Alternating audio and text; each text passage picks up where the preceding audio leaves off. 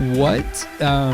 So before you go to the tour, okay? Yeah. So we're getting ready for the tour. You booked it. We booked it. We're 2 ready to go. or 3. Yes. Yes. We're very excited. How do I get prepared? What should you? Sorry. So right, that's the kind of the gist of it. But what should you know before touring? What information do I need to already have ready, armed with, to give my tour guide or venue coordinator? Tour guide? A tour guide. Like on the left. I don't. Oh, wrong left. Right. There you go. It's more like a flight attendant. Yeah, it's true. Okay, so you need to know approximately how many guests you're going to have. So you need to have put together a very rough estimate of guest count. So between 30 and 180. Not that rough. I would say literally you need to have written down okay, we have 50 people on my side of the family, 50 people on your side of the family. Here's a rough estimate of our guests. We're looking at around 150 to 200. You need to have a rough estimate of where that guest list is going to end up. You should have a ballpark number for your budget, because you don't want to find out later that your budget is, $10,000 and you just spent $10,000 on a venue and you have no money left for anything else. Right.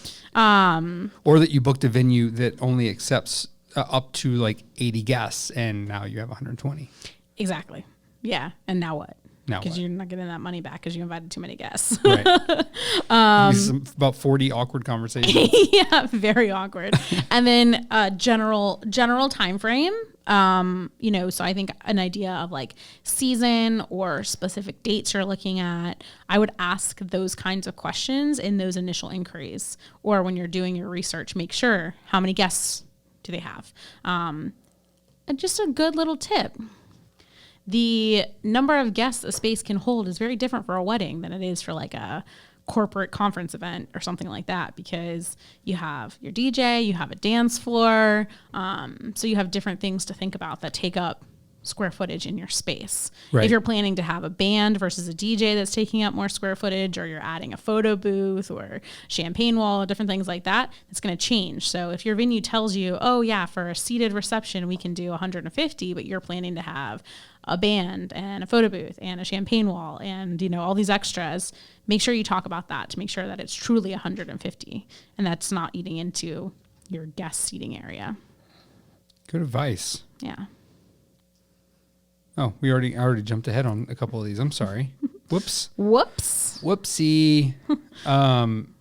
So I think you already answered this one too, but do I have to have a budget before setting up the tour? The answer is yeah, absolutely. Yeah. You don't have to You should have a budget before you go car shopping too. Exactly. Before you go house shopping, before you do, any of those things, anything that involves spending money, you should have an idea of how much you can spend. Right.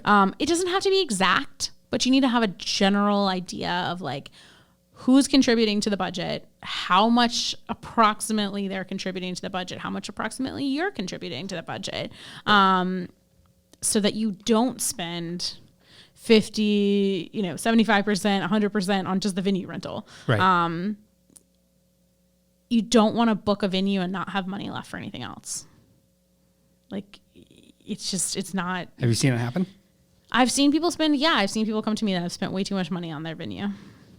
And it's really hard because it's you're going to probably go over budget now. There's really not a way around it unless you're going to, really not have flowers or. Have you seen people do that? They take a hard line. We're not spending over the budget and we're just gonna have a bare bones wedding. Yeah. But if they spent that much on their venue, are still going to probably still spend over that budget. Yeah, that's true. Even with bare bones. Yeah. So just be cognizant of how much you're spending before you get too far into that contract. Yeah.